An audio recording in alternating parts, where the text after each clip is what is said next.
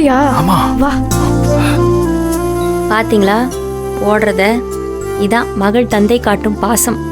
என்னடி அவன் அவங்க அம்மாவையும் அவனையும் சேர்த்து அவமானப்படுத்தி இருக்க, பார்த்து சிரிச்சிட்டு போறான். அவனை பத்தி உங்களுக்கு தெரியாதாக்கா? இப்போ தாரா விட்டு உங்க அம்மா கூப்பிட்டு வாங்குவான், நைட் எல்லாம் பஞ்சாயத்து வைப்பான் பாருங்க.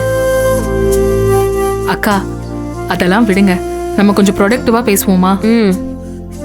இப்போ அந்த ஸ்டாக் எல்லாம் நம்ம டெலிவரி பண்ணணும்னா அதை இந்த வீட்லயே வச்சு எல்லாத்தையும் நம்ம அனுப்ப முடியாதுக்கா. அதுக்குன்னு ஏதாவது ஒரு இடம் நம்ம அரேஞ்ச் பண்ணியே ஆகணும். அப்போதான் எல்லாம் கரெக்டா வரும். ஸோ அந்த இடத்த பார்க்கறதுக்கு முதல்ல நல்ல பிளான் பண்ணணும்க்கா. அம்மா. கரெக்ட் தான். உன்னை அப்பா கூப்பிடுறாரு. சொல்லல, வரேன்னு சொல்லு போ. அம்மா இப்பவே கூப்பிடுறாரு, வா. அப்புறம் வந்து உங்க காசிப்பை கண்டினியூ பண்ண. தாரா உனக்கு அவ்வளவுதான் மரியாதை. அங்க முக்கியமா பேசிட்டு இருக்கோம், வரேன்னு சொல்லு போ. அக்கா எப்படியும் இப்ப எதுவும் பேச முடியாது, நீங்க போயிட்டு வாங்க. இது புடி.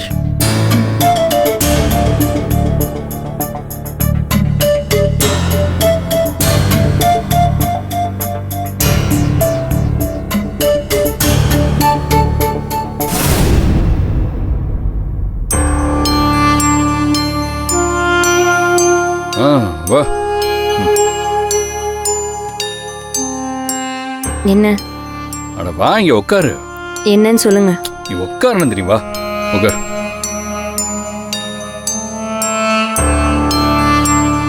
சரி. இந்தா.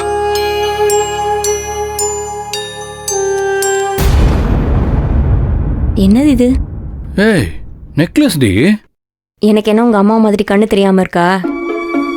இது நெக்லஸ்ன்னு எனக்கு தெரியாது. எதுக்கு? ஏய், என்ன இப்படி கேக்குற? எம்பிட்டு பெரிய ஆர்டரை பிடிச்சிட்டு வந்திருக்க. உனக்கு நான் ஏதாச்சும் gift கொடுக்க வேண்டாமா? அதுக்கு தான் வாங்கி வந்தேன். பிடிச்சிருக்கா? 10 லட்ச ரூபாய் ஆர்டருக்கு 5 லட்ச ரூபாய் நெக்லஸா? 5 லட்சம் தானே? ஏய், எவ்வளவு வேணா வேலை இருக்கட்டும், உனக்கு பிடிச்சிருக்கான்னு மட்டும் சொல்லு. நீ பிடிச்சிருக்குல்ல? இந்தா கழுத்துல மாட்டிக்கிட்டு கண்ணாடியை போய் பாரு. தாரா, அம்மாவுக்கு மாட்டி விடு. ஏய் இருடி. இல்ல, எனக்கு ஒண்ணு புரியல. என்ன நினைச்சிட்டு இருக்கீங்க நீங்க? என்ன பண்ணிட்டு இருக்கீங்க? எதுக்கு இப்போ இதெல்லாம்? அண்ணன் சொத்தை நான் தொடவே மாட்டேன்னு எல்லாரும் முன்னாடி சாதிக்கிறீங்க. எங்க இருந்தோ காசு வாங்கிட்டு வந்தேன்றீங்க, கடன் வாங்கினேன்றீங்க. அம்மா ஆப்ரேஷன் காசு கொடுத்துட்டு கடன்ல வாங்கின காசுன்றிய. இப்போ நெக்லஸ் வாங்கிட்டு வந்திருக்கிய. ஆதிரைக்கு காசு வாங்கி கொடுக்குறிய. எனக்கு தெரியணும், என்ன பண்றீங்க? ஏது இவ்வளவு காசு? எங்கிருந்து வருது? மா, ஏமா அப்பாவை எப்ப பார்த்தாலும் கத்திக்கிட்டே இருக்க? தாரா, அப்படியே ஒப்பிடுவேன். பெரியவங்க பேசுற இடத்துல இனிமே பேசினா வாய் கிழிச்சிருவேன். போய் படிப்போ. ஏய், எதுக்குடி புள்ளைய வைக்கிற? இங்க பாருங்க, உங்க அம்மாவை ஆஸ்பத்திரில இருந்து கூட்டு வந்து அவங்களும் உங்க பக்கம் இழுத்துட்டீங்க. இப்போ உங்களுக்கு ஜெயின் செக் போடுறாங்க அவங்க. அடுத்து என் புள்ளையா? வீட்டுல அம்புட்டு பேரும் பிரச்சனையில உட்கார்ந்துட்டு இருக்காங்க. தர்ஷன் விஷயத்துல உங்க அண்ணன் செய்யறது எல்லாமே அயோக்கியத்தனம். அதை பார்த்து நாங்களும் கொந்தளிச்சு போய் உட்கார்ந்துருக்கோம். ஆனா அதை பத்தி ஒரு வார்த்தை பேச மாட்டேங்கிற. ஜெயில போய் நீ என்ன பேசிட்டு வர? எனக்கு ஒண்ணும் புரியலையே. ஆளும் மாதிரி குணமும் மாதிரி உன்னை பார்த்தாலே எனக்கு எரிச்சலா வருதியா? அன்னைக்கு திடீர்னு வெள்ளை வேட்டி சட்டை மாட்டிட்டு வந்தியே, அப்ப அப்படியே பம்முன. இன்னைக்கு காசு ஏதுன்னு சக்தி ஒத்த வார்த்தை கேட்டதுக்கு எல்லாரையும் அவ்வளவு மட்டமா பேசுற. எங்க இருந்து வந்துச்சு இந்த தைரியம்? என்ன உன் அண்ணன் சொத்தெல்லாம் எழுதி கொடுத்துட்டான்னு வந்த ஆணவமா?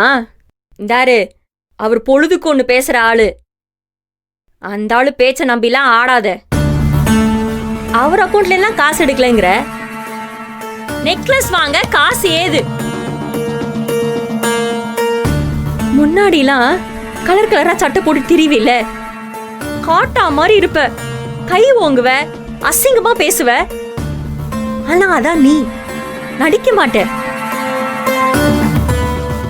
ஆனா இப்ப வெள்ளை வேட்டி சட்டையோடு நிக்கிற, எனக்கு அழுக்கா இருக்கு, அசிங்கமா இருக்கு. நல்லா நடிக்கிறேன் நீ நினைச்சுக்கிட்டு இருக்க, ஆனா நடிக்கிற நல்லா தெரியுது. வீட்டுக்குள்ளேயே செருப்பு போட்டுட்டு அவ்வளவு நாகரிகமா வளர்ந்துக்கிட்டீங்களா நீங்க? எனக்கு எல்லாம் தெரியும். நீ நடிக்கிற. நடிக்காதையா? ஊர்ல இருக்கிற அம்புட்டு பெரிய நீ ஏமாத்தலாம். ஆனா இத்தனை வருஷம் நான் கூட குடும்பம் நடத்திருக்கேன். நீ எங்க நின்னா என்ன யோசிக்கிற, எப்படி பார்த்தா என்ன யோசிக்கிறேன்னு எனக்கு தெரியும். என்ன ஏமாத்த முடியாது. உனக்கு என்ன பிரச்சனை போ? ஏதோ பெருசா சாதிச்சு வந்திருக்கேன்னு சந்தோஷப்பட்டேன். கையில ஒத்த காசு கிடையாது. உங்க அப்பா கிட்ட கேட்டு அலைஞ்சு கடன் வாங்கி தான் இதெல்லாம் வாங்கிட்டு வந்திருக்கேன். சந்தோஷப்படுவேன்னு பார்த்தா இப்படி என்னையே நோகடிக்கிறியா? ஐயா கதிர்வேலு, நடிக்காத. என்கிட்ட இதெல்லாம் எடுபடாது. இப்ப என் அப்பன் கிடைச்சிட்டான்ல உனக்கு, எல்லாத்துக்கும் அவர் கூட்டு சேர்த்துக்கிற பார்ட்னர்ஷிப். அந்த ஆளு கொஞ்சம் உண்மையான ஆளா இருந்தான் முன்னாடி. இப்ப அவனால நீ கெட்டியா இல்ல உன்னால அவன் கெட்டானான்னு எனக்கு தெரியல. 2 பேரும் ஏதோ தில்லுமுள்ளு பண்ணி திரியறிய.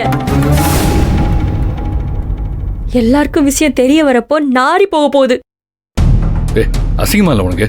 பெத்த அப்பனே இப்படி எல்லாம் பேசிட்டு இருக்க. ஓஹோ, அந்த ஆளு உன் நல்லதுக்கு தானே இவ்வளவு செய்யறாரு. அந்த ஆளு தானே நீ செருப்பால் அடிச்ச? அப்ப தெரியலையா அவர் நல்லவர்னு? இப்பதான் தெரியுதா?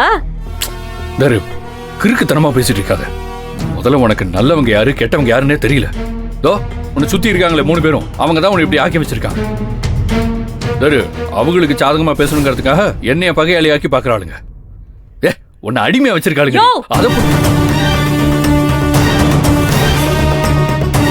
இன்னொரு வார்த்தை அவங்கள பத்தி பேசினா அடிச்சே கொன்றுவேன். அவங்கள பத்தி பேசுறதுக்குலாம் உனக்கு தகுதியே கிடையாது. யாரு அடிமையாக்குறது? இந்த அடிமையாக்குறது கூட இருந்து குளிப்பறிக்கிறதுல உன் குடும்ப குணையா? எங்களுக்குலாம் சுட்டு போட்டாலும் வராது. ஆமா, இப்ப நான் உன்னை கை வாங்கினேன் தெரியுமா? பழைய கதிரா இருந்தா இவ்வளவு நேரத்துக்கு என் கையை முறிச்சு போட்டிருப்பேன். இந்த அளவுக்கு தெளிவா ஏதோ திட்டம் போட்டுட்டு இருக்கல உள்ளார. சுத்தி இருக்கிறதுலாம் உன்னால கவனிக்க முடியல. ஏன் என்னை ஏமாத்திக்கிட்டே இருக்க? அவங்கள பத்தி பேசுறியே, நீயும் எங்க அப்பா என்னையா செஞ்சீங்க எனக்கு? அந்த அளவுக்கு பெத்தான், அவனுக்கு பிடிச்சத படிக்க வச்சான். கடமையை முடிக்கணும்னு ஊர் பேச்ச கேட்டுக்கிட்டு உன் அண்ணனை நம்பி ஏமாந்து உன் தலையில என்ன கட்டி வச்சான். நீ என்ன செஞ்ச? கட்டினால இருந்து என்னையா செஞ்ச? திடீர்னு நெக்லஸ் புடவை இறக்கிட்டா நீ நல்லவன் ஆகிட்டு இதை நந்தினி நம்பிடுவேன் நினைச்சியா? நீ பண்ணது எல்லாத்தையும் நான் மன்னிச்சிட்டேன். மறக்கலையா? நீ கொடுத்த வலியெல்லாம் நான் கட்டையில போற வரைக்கும் அழியாதியா?